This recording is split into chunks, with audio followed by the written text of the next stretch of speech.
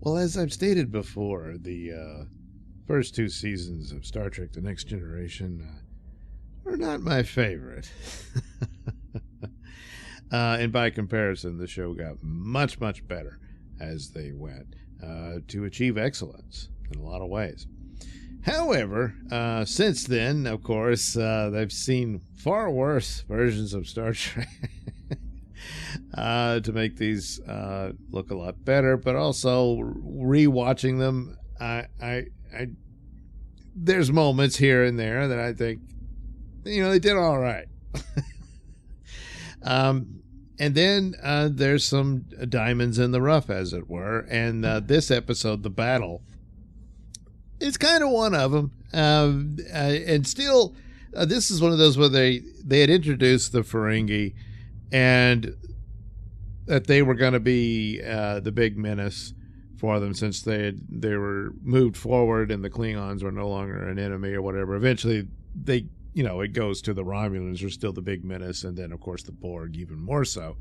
But with the Ferengi, it was all just a criticism of capitalism.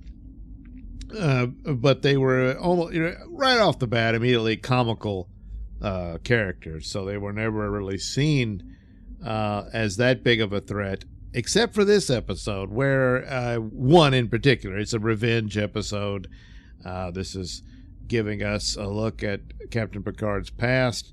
It introduces the starship Stargazer, the ship he commanded, and lost in a battle with a Ferengi ship. I'm guessing was some sort of misunderstanding. Of course, the father of that captain wants revenge, and he spent his fortune on a device that he could use to take over Picard's mind and force him to relive the battle that happened that took the life of his son.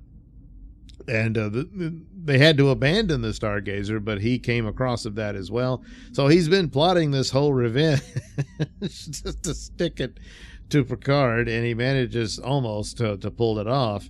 And what's interesting, and all the while they were dropping things here where his underlings aboard the Ferengi ship were like a little puzzled by all of this, and you're not going to sell the ship. They thought they were going to do that, salvage it and then sell it for high. Hey, let's flip the ship. And now eventually they realize, oh, he's just in this for revenge. Of course, their values of you pursue profit. Well, there was no profit in this. It was just this personal hatred he had for Picard. This is also the episode that introduces the Picard maneuver by faking out the enemy and to make it appear the ship went one direction where it didn't, basically project a false image of the ship so that they target the wrong one and that sort of thing. Of course, eventually Picard from the very beginning is complaining about headaches and everything, and of course it's all because of this plot. And eventually Riker has to take command and go up against Picard in the Stargazer. And but of course he's prepared for it, and Data is able to outfox the maneuver, and they use the tractor beam to trap the Stargazer and eventually break the spell on Picard. And he's free. But it was an interesting thing, and they made usage, especially the bridge of the Stargazer was similar to the movie bridge, of the looks of it anyway, from the original cast movies and that kind of thing. So that it's sort of a nod to the different eras. Although in his memories they were wearing where it seemed to look like the same uniforms as they're wearing now. That kind of thing. Later on, they would have images of Picard, and he's wearing a similar outfit to the movie versions of Star Trek uniforms and that sort of thing. But there's some stumbles and whatnot here. But all in all, this wasn't a bad episode. It was pretty good, and almost a bit of dueling starships. Not quite really, but but it's it's its own little thing, and it's a means by which they set up backstory for Picard and what have you. So not bad. Not bad. And not on par with the original show's first season episodes. But this was a good one for season 1 of The Next Generation. So, gee, what do they follow that up with? Well, they decided to bring Q back. And, of course, Q is going to be this recurring character, which he was. And, of course, like everything else with Next Generation, it got better as it went. But here, he's very much treated as this comical character as well. And this is not a good episode. Now, in the context of it all, I like to look at this, that he's not really the comical character. He's presenting everything he's doing. And this is a higher, entity, that what appears to be the case is not really what it is, but he's guiding them in his way to where they're going. Just forget about the Picard series, which just basically destroyed Q like it destroyed everything else.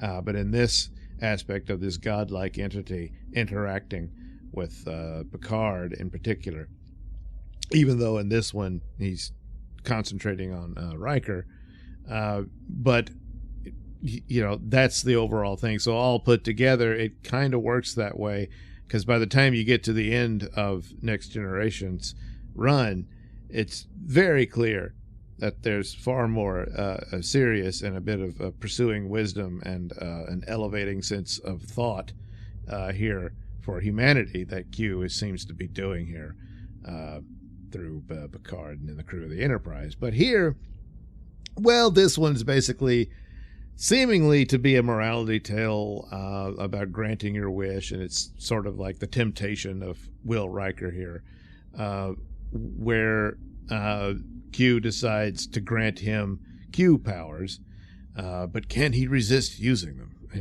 And of course he does it. He uses them. He saves the crew from this fake battle that Q sets up with, supposedly based on the Napoleonic Wars, but it's all these weird monsters dressed up in the uniforms. I guess he used the animal life of this planet they went to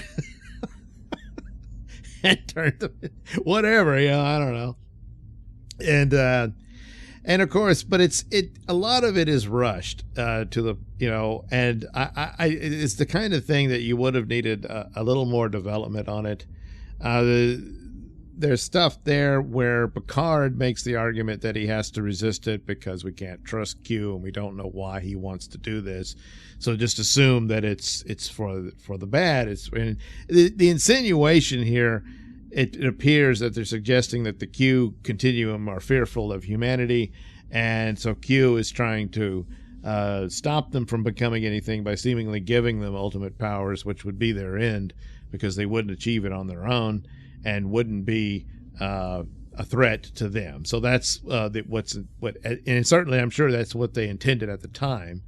I think it gets better over the overall series, but here they tempting Riker and with that, and of course on the battle on the planet is one thing, but then they're on this way to this rescue mission, and when they get there, they're able to save most of the people, but there's a little girl who died.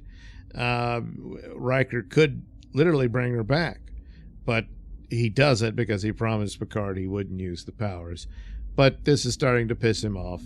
And then they just jump into Riker becomes arrogant, angry at Picard, calls him Jean-Luc instead of Captain. It's one scene, I don't know, it always made me chuckle, where he's talking with Picard and he says, I want to have a meeting with the bridge staff, command staff, what have you. And then Picard's in the middle of, well, yeah, okay, we can do that. And then Will just turns around and walks away and ignores it's just so blatantly rude. It storms out. And so, but anyway, finally, through Riker, Q is attempting to tempt everybody. So Riker offers the fondest wish of everybody on the bridge. He prematurely ages Wesley, and who doesn't end up looking like that. We know what he looks like now. Gives Worf a hooker and offers to turn Data human, but Data refuses to accept it, saying it would just be trading an illusion for another. But the thing about Q is that it's not an illusion. This is godlike power. But anyway, he declines the offer. So then Riker gives Geordi his eyesight, but Geordi asks him to return it because he doesn't.